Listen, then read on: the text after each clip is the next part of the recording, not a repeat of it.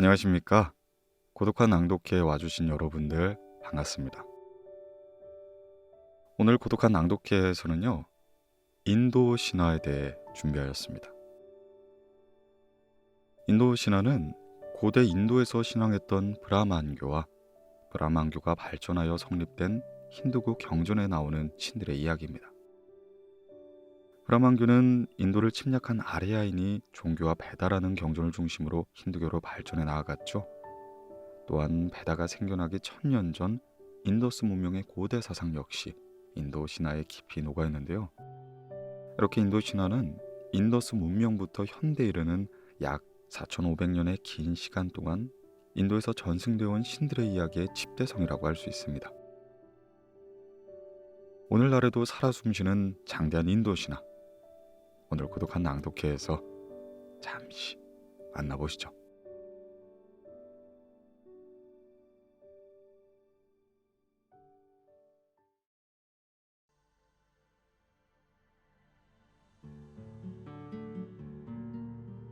알기 쉬운 인도 신화, 천축기담 지음, 김진희 옹김, 출판사 AK 커뮤니케이션즈.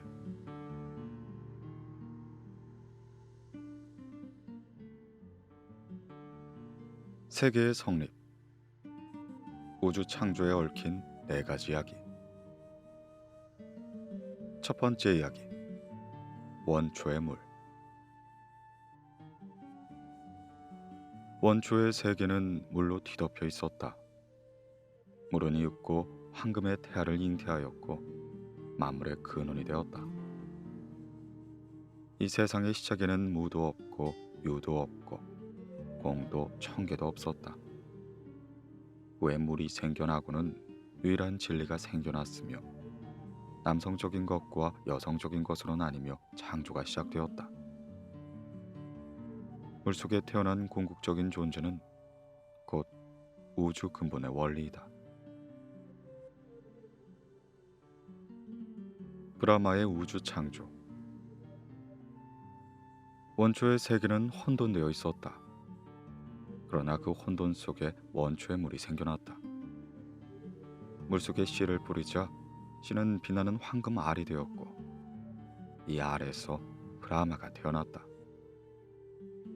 브라마는 알의 껍질에 상반신을 천개로, 하반신을 지개로, 중간을 공개로 하는 삼개를 만들어냈다.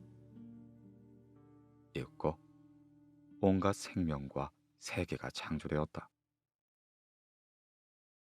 원초의 세계에서 나타난 원초의 물은 사실 비누슈 그 자체였다. 비누슈는 용왕 아난타를 침대 삼아 자고 있었다. 그 후 비누슈의 배꼽에서 연꽃줄기가 뻗어나왔고 이윽고 연꽃이 피기 시작했다. 연꽃에서 브라마가 태어났고 비누슈의 뺨에서 시바가 태어났다. 물로 가득한 세계에 어떤 작용이 일어났고 창조주인 신이 태어났다는 이야기는 원초의 세계를 자궁에 비유한 것으로 해석한다. 세계를 만들어낸 초월적인 존재를 인격화하고 그 다음엔 브라마가 되고 후세는 비누슈가 된다. 이렇게 신격화됨으로써 이야기가 보다 이해하기 쉬워졌는데 기본적인 부분은 몇 천 년이 흘렀음에도 변하지 않는 점은 무척 흥미롭다 할 수 있다. 힌두교 사원의 본조는 가르바 그리아란 자궁의 방이란 의미이며 내부는 어둡고 입구는 하나밖에 없다. 사람들이 기도를 올리며 세계 창조를 경험하는 것인지도 모른다.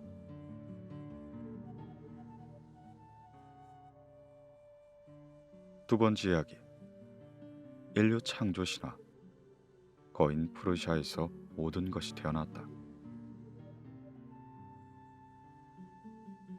원초의 바다에서 1000개의 눈, 1000개의 머리, 1000개의 수족을 가진 거대한 원인 프루시아가 태어났다. 신들은 프루시아를 공약물로 삼아 제사를 지냈는데 원인의 머리에서는 1000개, 배꼽에서는 공개, 다리에선 지게가 태어났다. 입구 눈에서는 태양과 귀에서는 방위, 숨결에서는 풀하나가 태어난 것이다. 또한 원인의 입에서는 브라만과 양팔에서는 라자냐, 양널적 다리에서는 바이샤, 양발에서는 수드라가 태어난 것이다.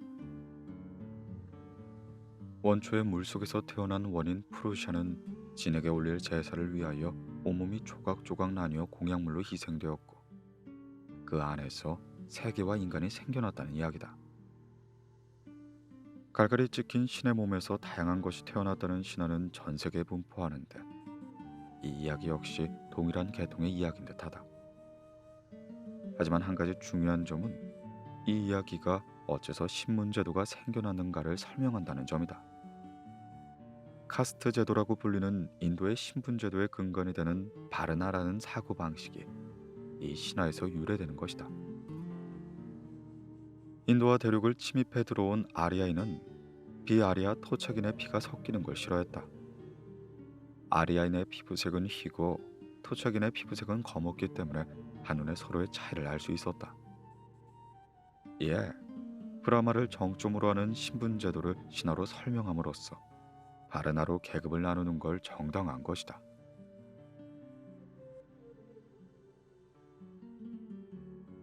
세 번째 이야기, 세계 창조 신화 브라마의 하루.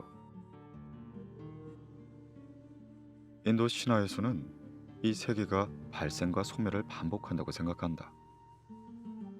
어느 타이밍에 우주가 생겨났지만 언젠가 소멸하여 잠든다. 그리고 또 어느 때 생겨난다는 식이다. 이를 신들의 활동과 관련을 짓는데 신들이 세계를 창조하고 다음번 창조를 위해 파괴한다고 말하는 것이다. 브라마의 각성과 동시에 원초의 물 안에서 우주알이 생겨나고 또한 세계가 시작되게 된다. 그리고 브라마가 잠들 때 일시적으로 세계는 종말을 맞이한다. 브라마의 하루는 1칼파의 단위로 진행된다. 1칼파는 인간 세상의 시간으로 환산되면 약 43억 2천만 년의 시간이다. 즉 43억 2천만 년마다 세계는 파괴되고 재생된다. 또 칼파는 14번이 반복되며 각각의 시대의 인류의 시조 마누가 탄생한다. 현재는 7번째 칼파의 시기라고 한다. 브라마의 수명은 브라마의 시간으로 100년, 인간의 시간으로 311조 4천억 년이다. 브라마가 죽으면 대홍수가 일어나 모든 것이 소멸되고 이내 원초의 물로 돌아간다. 허나 영원처럼 긴 그 시간 또한 비누시의 시간에선 겨우 하루에 불과하다. 네 번째 이야기, 세계를 파괴하는 것은 시간. 칼라란 시간을 나타내는 말인데 죽음, 암흑이라는 뜻도 갖고 있다. 시바는 마아칼라라고 불리며 이 세계의 모든 것을 파괴하고 소멸시키는 역할을 한다. 비누시 또한 스스로를 칼라라고 부르므로 시간이라는 것이 얼마나 중요시되는 걸 알 수 있다. 시간엔 시작도 끝도 없다. 그렇다면 시간에 지배되는 이 세계도 마찬가지로 시작도 끝도 없는 셈이 된다.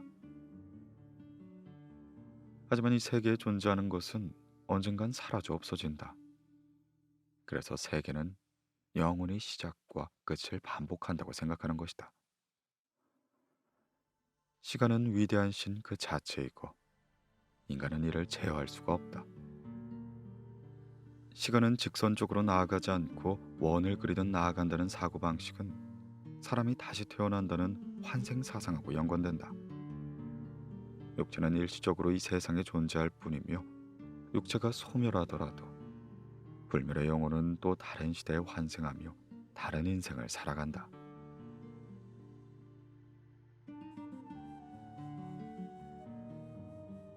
서사시의 세계.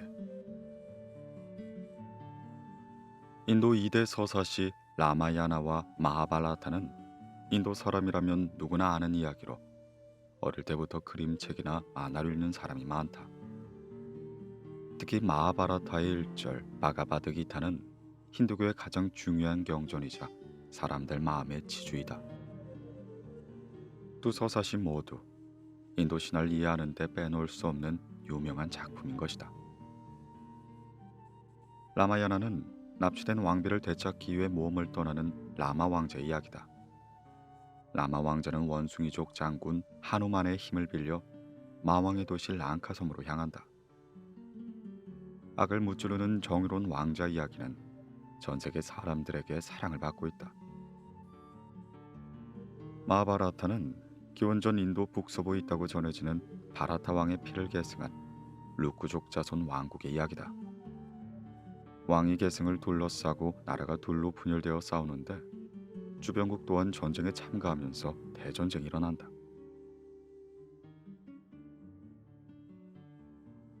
서사시 라마야나. 라마 왕자의 탄생. 한때 지상의 락샤사족의 왕 라마바의 힘이 커져 신들 세계까지 악영향을 끼치고 있었다.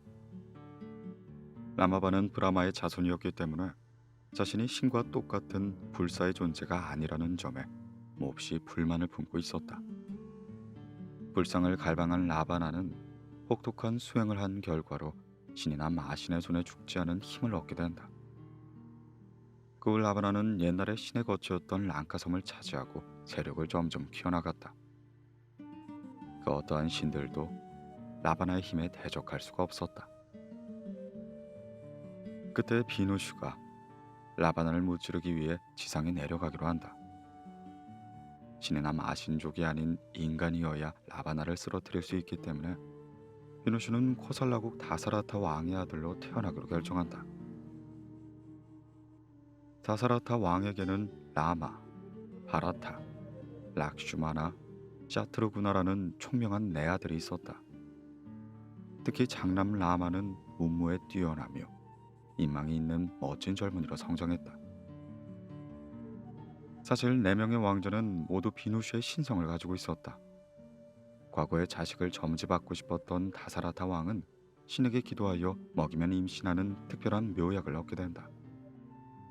왕은 사랑하는 왕비들에게 묘약을 나눠주었고 라마의 어머니에게 절반을, 나머지를 바라타, 락슈마나, 샤트루그나의 어머니에게 먹이게 했다. 그렇게 네 명의 왕자는 훌륭한 젊은이로 성장했고 라마가 비누슈의 신성을 가장 많이 이어받게 된 것이다.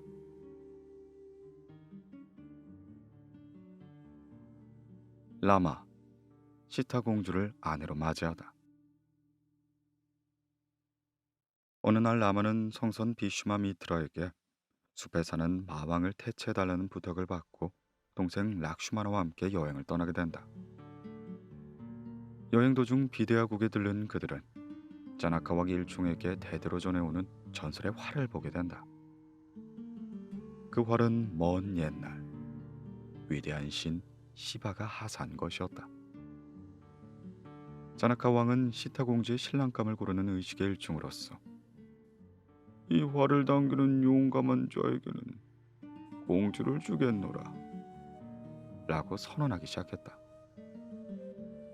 시타 공주는 대지 여신의 딸이었다. 여신처럼 아름다운 공주를 갖기 위해 여러 나라의 왕들이 도전하였지만 그 누구도 활을 당기기는커녕 들어올리기조차 못하였다. 심기가 불편해진 왕들이 화를 내며 비데아국을 공격해왔을 정도였다. 자나카 왕은 신의 가호를 얻음에 전쟁을 잘 극복하고 있었지만 때마침 그때는 꽤나 고전하던 참이었다. 그때 이야기를 들은 라마가 자신 또한 활을 만져보고 싶다 말하였다. 모두가 지켜보는 가운데 전설의 활을 잡은 라마는 가볍게 시바의 활을 들어올렸고 시위를 당기었다. 허나 너무 세게 잡아당긴 탓에 활의 중앙부가 우두둑 부러져 버린다. 옅고 활이 부러지는 소리는 천둥처럼 온 세계에 울려 퍼졌고 이는 신들의 세계까지 전해주고 만다. 그리고 이에 감격한 자나카 왕은 선언대로 라마에게 시타 공주를 시집 보내기로 작정한다. 라마뿐만 아니라 락슈마나와 다른 영주들 또한 왕족의 딸들과 결혼하게 되었고 코살라국의 왕자들과 비데아국의 공주들은 행복한 결혼식을 올리게 된다.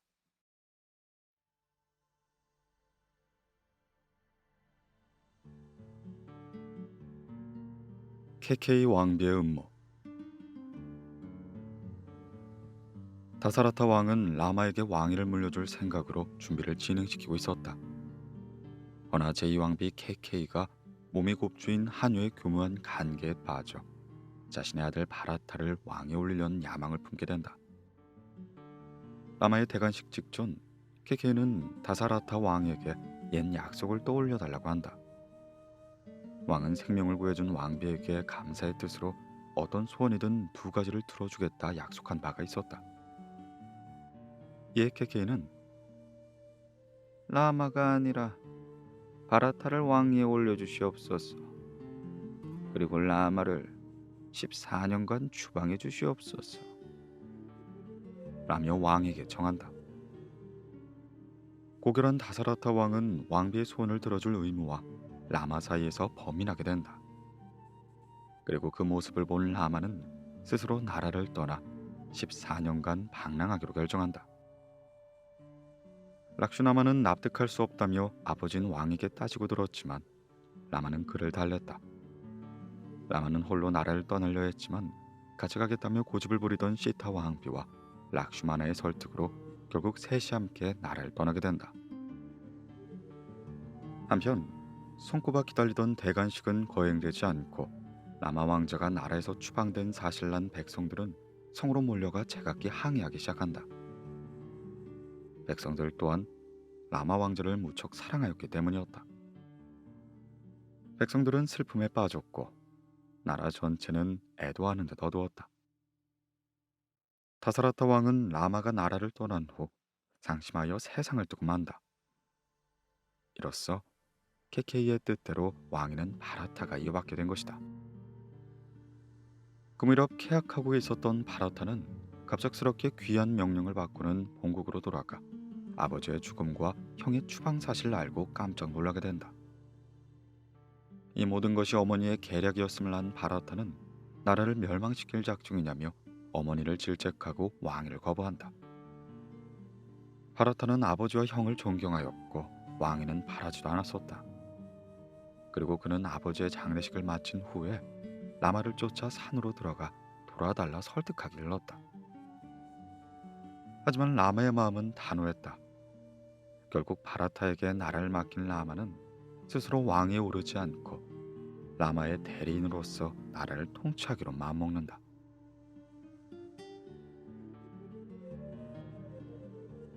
라바나에게 납치된 시타. 라마와 일행이 숲에서 지내는데 락샤 사족 여성 슈르파나카가 라마를 보고 반해 구애하기 시작한다. 그녀는 락샤샤족의 왕인 마왕 라바나의 여동생이었다. 아내가 있어서 안 된다며 거절한 라마에게 분노한 그녀는 시타를 죽이려다 반대로 락슈마나에게 코하기를 잘고야만 한다. 이에 그녀는 오빠 가운데 한 명인 칼리에게로 달아나 복수해달라고 절절하게 호소한다. 여동생을 욕보인 것에 화가 난 칼리는 군대를 이끌고 숲으로 갔지만 라마의 강인함 앞에서 대적이 될 수가 없었다. 슈르파라카는 이번엔 라바나 오빠에게 원수를 갚아달라 요원했다. 마왕 라바나는 청개의 불을 독점할 정도의 힘을 자랑하고 있었다. 여동생의 말에 흥미를 느낀 그가 숲으로 갔을 때 아름다운 시타를 보고는 첫눈에 반하게 된다.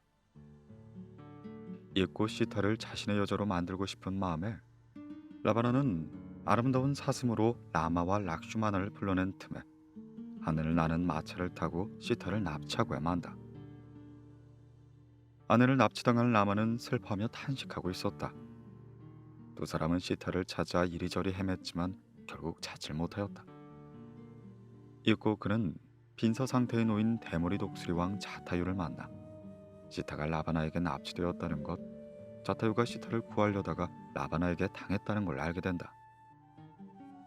그렇게 자타유를 묻어주고 두는 라바나가 갔다는 방향으로 향하고 있는데 그 만난 마물에게서 원숭이의 왕 슈그리바를 찾아가라는 진언을 듣게 된다.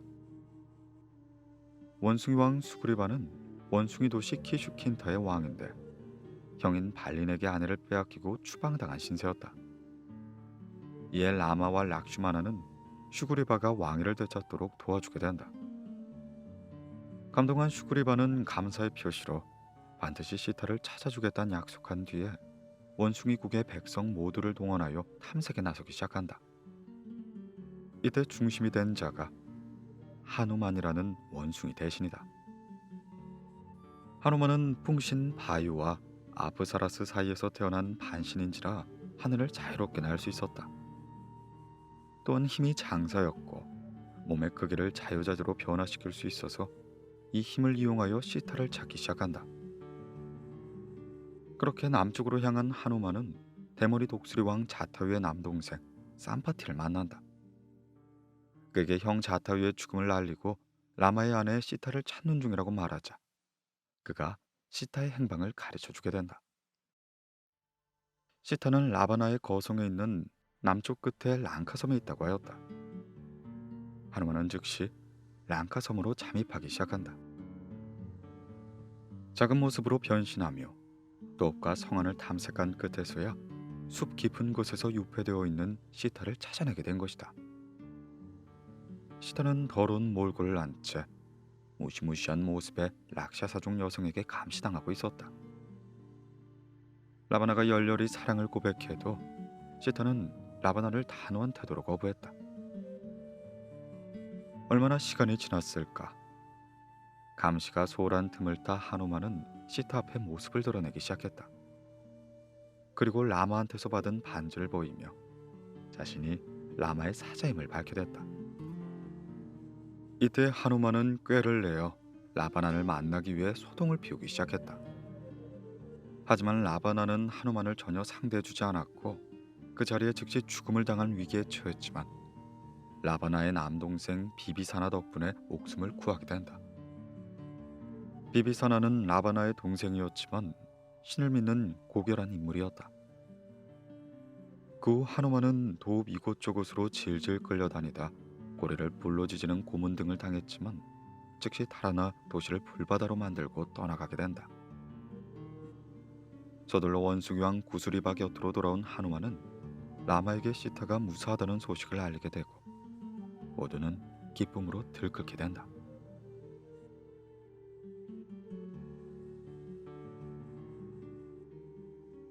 라마군의 원정.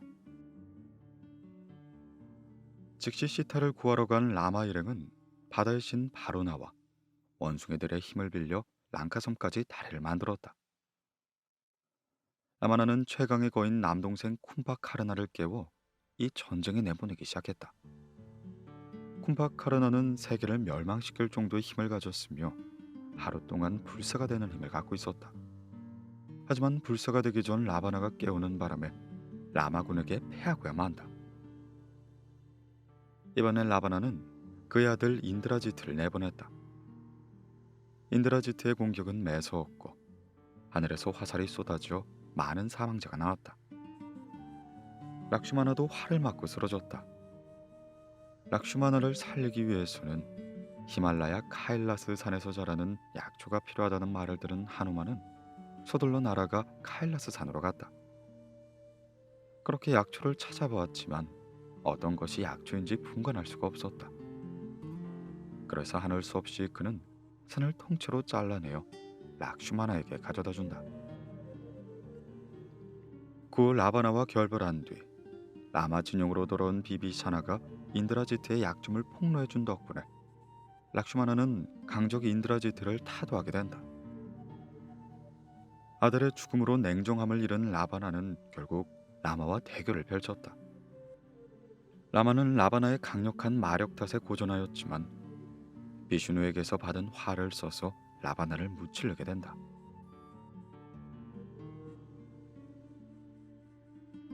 승리의 개선.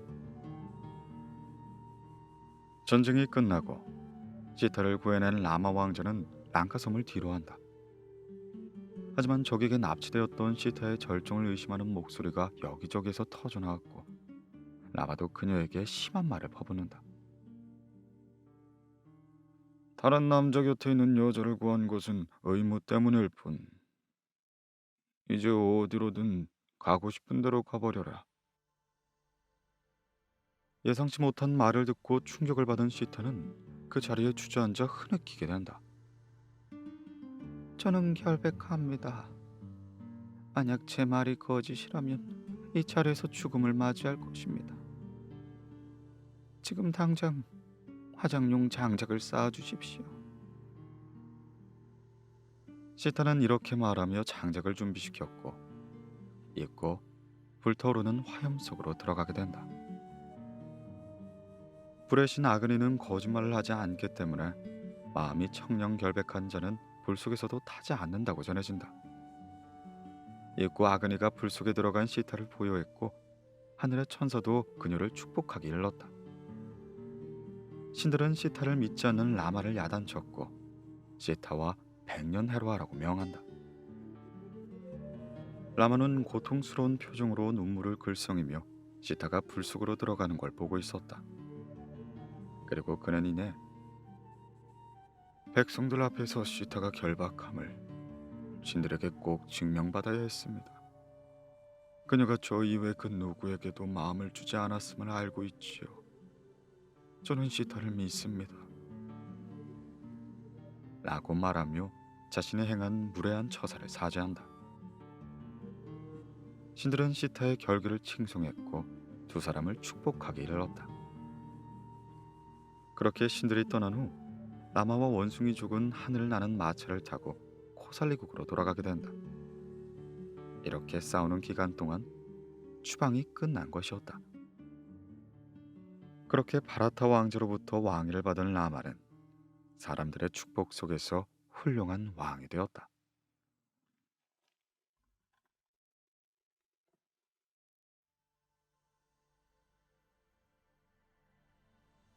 서사시 마하바라타. 샨티누 왕의 사랑. 아주 머나먼 옛날 위대한 바라타 왕의 손자 쿠루이에 또 그 손자의 손자 샨타누라는 이름의 왕이 있었다. 샨타누 왕은 우연히 만난 아름다운 여성에게 한눈에 반해 청혼을 하게 된다. 그녀는 샨타누 왕을 받아주었지만 조건을 붙였다. 그 조건이란 내가 누구인지 묻지 않을 것, 우리 둘 사이에 태어난 아이를 내가 어떻게 하든 그 어떤 책망도 하지 않을 것, 이 두 가지였다. 샨타누 왕은 조건을 받아들였고 두 사람은 결혼하게 된다. 시간이 지난 후 왕비는 아이를 낳게 됐지만 태어난 갓난아기를 즉시 강에 던져버린다. 당황한 왕은 왕비에게 말하려 했지만 그 어떤 책망도 하지 않을 것이라던 약속을 지키기 위해 꼭 참게 된다. 하지만 왕비는 그 후로도 아기가 태어날 때마다 강에 던져버리는 게 아닌가. 결국 8번째 아이 또한 강에 던져버리려는 찰나 왕은 왕비를 저지하며 그녀가 행하는 잔혹한 짓을 책망하기 시작했다. 왕비는 약속을 깬 왕에게 자신의 정체를 밝혔다. 그녀의 정체는 다름이 아닌 겐지스 강의 여신 강가인 것이다. 강가는 저주에 걸려 인간으로 태어난 신들을 즉시 천계로 돌려보내주기 위해 스스로 지상에 내려와 그들의 어머니가 된 것이었다. 연휴를 난 산타뉴 왕은 강가에게 사과했지만 강가는 아이를 데리고 강으로 들어가 버리고 만다. 고결한 왕자 비슈마. 7년 후 강가는 성장한 아이들을 데리고 산타뉴 왕에게 돌아왔다. 왕은 무척이나 기뻐하였고 세 사람은 행복하게 살았다. 아들은 무무에 뛰어난 왕자가 되었고 나라는 평안한 듯 보였다. 그런데 운명의 장난이었을까? 산타뉴 왕이 사티아바티라는 어부의 딸에게 푹 빠져 그녀에게 청혼한 것이 아닌가. 하지만 그녀가 내건 조건은 내가 낳은 아들에게 왕위를 물려줄 것이었다. 이미 강가 사이에서 낳은 훌륭한 아들이 있었기 때문에 왕은 몹시 고민하기 시작했다. 아버지의 마음이 어지러운 걸 안 왕자는 아버지를 위해 왕위 계승권을 포기하고 평생 독신을 관철하며 아이를 만들지 않겠다고 선언했다. 그리고 왕자는 이를 계기로 비슈마라고 불게 된다. 그 후 샤티아바트는 아들 둘을 낳게 되었고 산티아 왕이 죽은 후 그들이 왕위를 이었지만 둘 다 곧 세상을 떠나게 된다. 이대로 있다간 왕가의 혈통이 끊어질 판이었다. 곤란해진 샤티아바트는 과거에 낳았던 아비가 다른 아들 비아샤에게 이미 죽은 아들들의 아내들에게 아이의 씨를 달라고 부탁한다. 이리하여 태어난 것이 드리타 라슈트라와 판두 형제였다.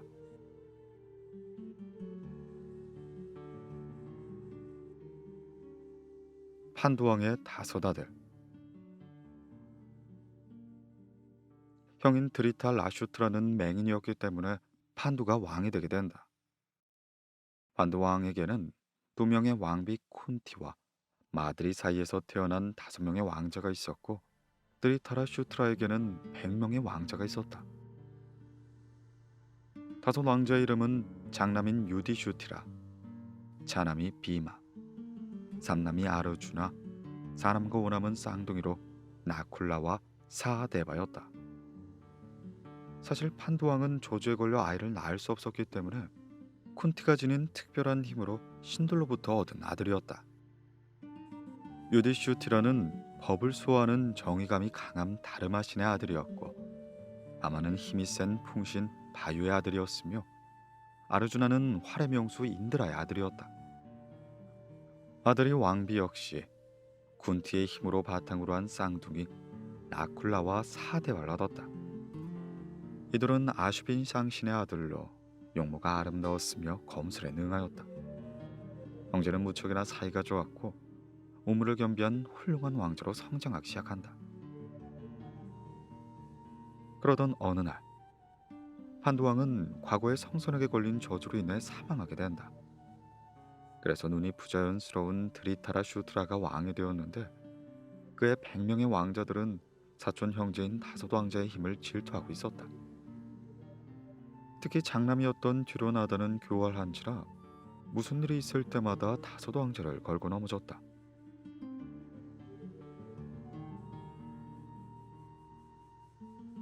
두라우파디와의 결혼. 듀로나다를 비롯한 백왕자의 괴롭힘은 점점 심해지고 있었다. 그러다가 비마는 독살당할 위기까지 처하게 된다. 거듭되는 음모로 궁전도 불타고 목숨도 위협받자 다섯 왕자는 이대로 여기 있다간 큰일이 나겠다 생각한 뒤 화재로 죽은 듯 꾸며놓고는 타국을 전전하기로 마음먹는다. 그러던 어느 날 판찰라 왕국의 아름다운 공주 드라우파디의 신랑감 고르기 의식에 참가한 아르주나는 특기인 활로 승부해서 공주를 손에 놓고 만다. 드라우파디의 아버지의 왕은 아르주나의 정체를 알고 기뻐하며 곧장 딸을 내주기 시작했다. 그 후 집으로 돌아온 아르주나가 어머니 쿤티에게 선물이 있다고 고한다. 얘 무엇을 구해왔는지 모르는 어머니는 이렇게 말하게 된다. 그래, 다섯이서 사이좋게 나누어 가지거라. 그렇게 해서 어머니의 말대로 드라우파디는 다섯 왕자 모두의 아내가 된다. 한편 판두왕의 아들들이 사실은 살아있으며 강력한 판찰라 왕국의 공주를 왕비로 맞이한 사실을 안 듀로다나는 이내 경로하기 시작한다. 하지만 다섯 왕자에 합당한 재산을 주라는 비슈마의 말에 설득된 그는 그들을 다시 한번 맞아들이기 시작했고 다섯 왕자에게 토지를 제공하고 그곳에 새로운 국가와 수도를 세우라고 명하였다. 그 땅은 다섯 왕자의 활약으로 근사한 도읍이 되기 시작한다. 그것을 인드라 프라스타라고 불렀다.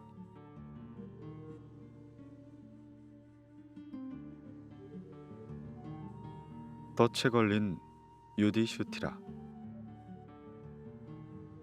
인드라 프라스타의 왕이 된 장남 유디스트라의 도움으로 나라는 점점 번성하게 된다. 또한 비마 역시 대제국 미가다국의 자라산다 왕을 쓰러뜨리자 국가의 실력 또한 인정받게 된 것이다. 위대한 왕으로서 즉위하고 마가다국도 지배하에 둔 유디라 슈티라의 평판은 점점 높아져만 갔다.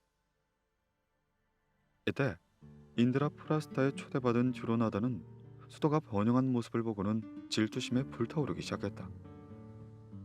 그는 숙부 샤쿠니를 시켜 책략을 꾸미게 한다.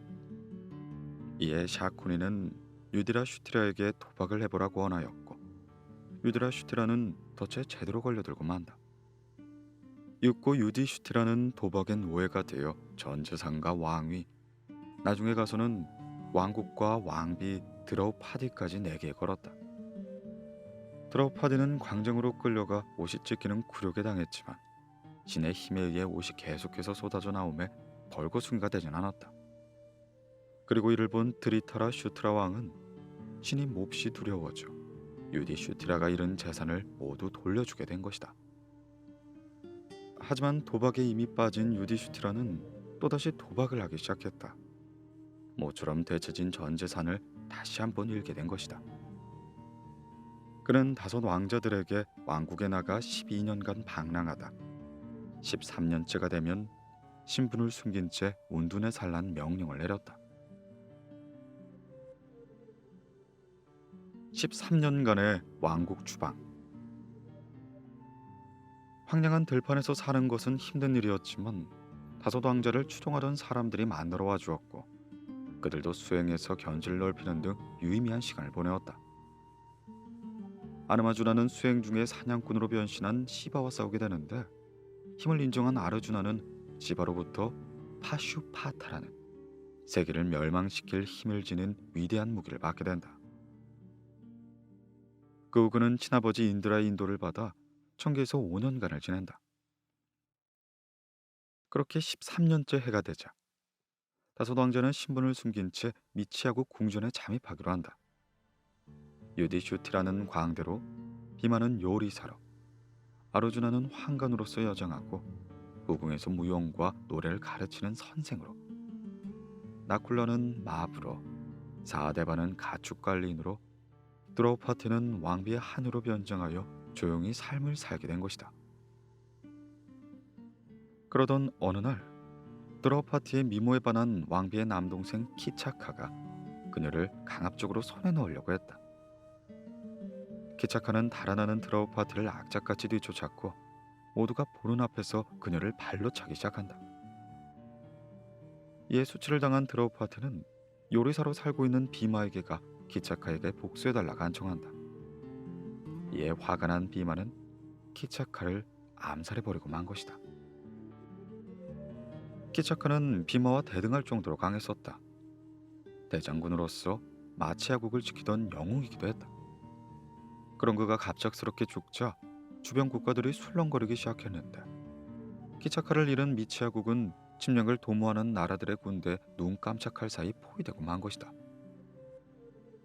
이에 책임감을 느낀 다섯 왕자는 정체를 숨긴 채 미치아국의 군대를 지휘하게 된다.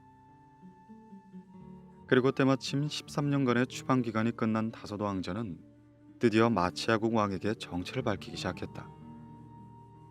왕은 나라를 구한 영웅들이 위대한 왕과 그의 형제라는 사실을 알고는 아르주나에게 왕녀를 아내로 삼아달라 간청했다. 하지만 왕녀의 교육을 담당해야 했던 아르주나는 이를 거절하고는 자기 며느리로 삼겠다는 말을 한다. 그렇게 다섯 왕자는 추방 기간이 끝나 본국으로 돌아가려 했지만 두로다나는 다섯 왕자에게 빼앗은 재산과 나라를 돌려줄 생각이 없었다. 마을 5개만이라도 돌려주시오. 나는 유디슈티라의 청도 들어주지 않고, 듀르나다는 고집스럽게 자신의 입장을 바꾸지 않았다. 하지만 유디슈티라와 형제들은 평판이 좋았기 때문에 미치아국을 비롯한 주변국들은 이러다간 쿠르족을 중심으로 한 대전쟁이 벌어지겠다고 생각했다. 이에 아르주나의 절친한 벗 크리슈나는 다섯 왕자를 사자로서 듀르나다를 만나기 위해 수도 하스티나푸르로 향한다. 하지만 그럼에도 불구하고 크리슈나는 듀르나다를 설득하는 데 실패하고 만다. 또 한 명의 왕자, 카르나. 전쟁을 피할 수 없는 사태에 이르자 아르주나와 형제들의 어머니 쿤티는 깊은 고민에 빠지게 된다. 드로나다 진영엔 옛날부터 비밀로 해오던 또 한 명의 왕자 카르나가 있었기 때문이었다. 쿤티는 어린 시절 성선으로부터 특별한 힘을 받았다. 이는 신의 아이를 잉태할 수 있는 주문으로서 쿤티는 판두왕에게 시집을 가기 전 몰래 비밀 주문을 외웠고 태양의 신 수리아의 아들을 낳은 적이 있었다. 하지만 미혼의 몸으로 아이를 낳았다는 사실에 두려워진 쿤티는 아이를 상자에 넣어 강에 띄어 흘러보낸다.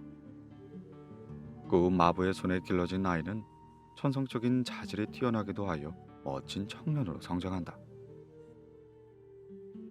카르나는 도읍에서 행해진 마상 시합에서 대단한 성적을 올렸기 때문에 아르주나와 대결할 예정이었다. 하지만 마부의 자식이라는 신분적 제약 때문에 대결이 허락되지 않은 것이다. 하지만 그 대련하는 모습을 두로다나에게 인정받아 나라를 얻고 이내 안가국의 왕이 된 카르나는 평생을 두로나다를 모시기로 결심한다. 어느 날 쿤티는 카르나를 찾아갔다. 자신이 친어머님을 밝히고 판도의 자식들과 함께 왕자로서 권위를 누리란 정이었다. 하지만 카르나는 이미 자신의 출생의 비밀을 아버지 태양신에게 들어서 알고 있었다. 이에 카르난 이렇게 말하였다. 동료를 배신할 수는 없습니다. 뒷줄이 이어져 있더라도 저는 숙적 아르주나를 쓰러뜨릴 겁니다. 하지만 다른 왕자는 죽이지 않을 것입니다. 사실 쿤티가 오기 전 크리슈나 또한 카르나를 방문했었다. 카르나의 출생의 비밀을 아는 크리슈나는 그에게 이렇게 말하였다. 사실 그들은 쿤티의 아들이라네. 다섯 왕자의 형이니 모든 재산과 나라를 주겠네. 원래 그대가 가졌어야 할 마땅한 명예까지 모두 다 말했어. 그러니 생각을 고쳐먹고 그들 곁으로 가주지 않겠나. 이대로 전쟁이 벌어진다면 쿠루족은 멸망하고 말 걸세. 하지만 카르나는 그 제안 역시 받아들이지 않았다.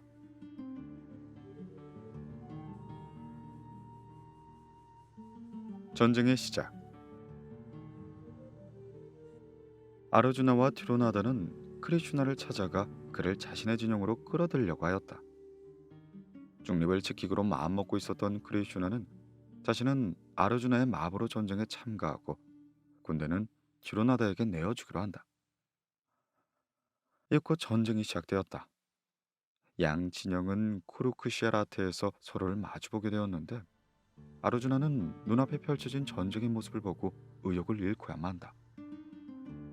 적진영에 있는 사람들이 자신의 숙부와 사촌 형제가 아닌가. 훌륭한 교사이기도 한 드로나와 장로 비슈마도 있었다. 가족끼리 싸워야 한다는 허무함에 전의를 상실한 아르주나는 크리슈나에게 자신의 솔직한 마음을 털어놓기 시작한다. 하지만 크리슈나는 이렇게 말하였다. 사람에게는 대생적인 사명이 있고 그것을 이행하지 않아서는 안 된다네. 그 샤트리아로 태어났다면 싸워야 되는 거지. 사람은 언젠간 죽는 거야. 싸우는 것이 운명이면 그대의 운명을 완수하게나. 또한 신은 무한하여 죽지 않지. 실은 죽음은 무가 아닐세.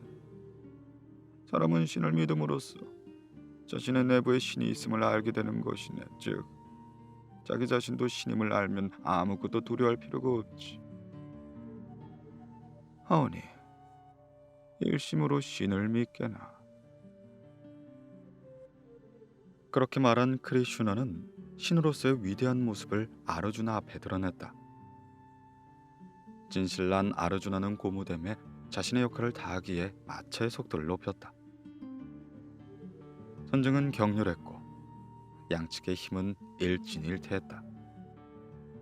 양 진영은 신들로 받은 무기를 썼기 때문에 하늘에서는 화살이 비처럼 쏟아졌고 지상은 화염으로 뒤덮였다. 곧 많은 병사가 죽었고 전쟁터는 시체로 뒤덮이게 됐다.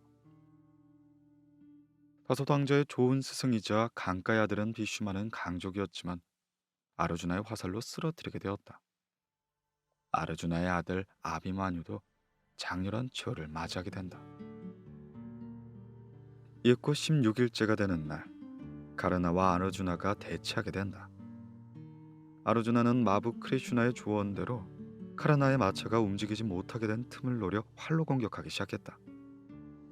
과거 성선에게 걸린 저주로 인해 활을 제대로 쏠 수 없는 카르나는 결국 아르주나의 활을 맞고 쓰러지게 된다. 슬픈 결말. 처참한 싸움 끝에 다소도 왕자 진영이 승리한 듯 보였다. 하지만 드로나다 진영에는 과거 다소도 왕자의 스승이었던 드로나의 아들 아슈와 타마가 살아남아 있었다. 시바의 가호를 얻은 그의 야습으로 다소도 왕자의 아들이 살해되었는데 이에 남은 자들은 슬퍼하며 탄식하기 흘렀다.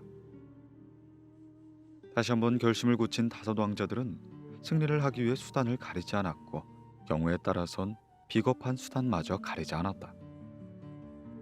정의로운 사람이라는 말을 듣던 유시티라도 거짓말을 하였고 아르주나 또한 카르나의 마차가 움직이지 않을 때 그를 노리지 않았던가. 다섯 왕자들은 자기의 진영이 승리한 걸 알았지만 이내 비겁한 수단을 쓴 자신들의 방도를 후회하기 일렀다. 그렇게 형제들은 전사자들을 추모하고 나서 하스티나푸로로 돌아와 좋은 왕이 되었다. 그렇게 시간이 지난 후 다섯 왕자는 죽을 때가 다 되었음을 깨닫고는 히말라야에 올라가 한 명, 그리고 또 한 명 세상을 떠났다. 그들은 아버지 신들의 곁으로 돌아가며 윤회 없는 세상에서 행복하게 살아갔다.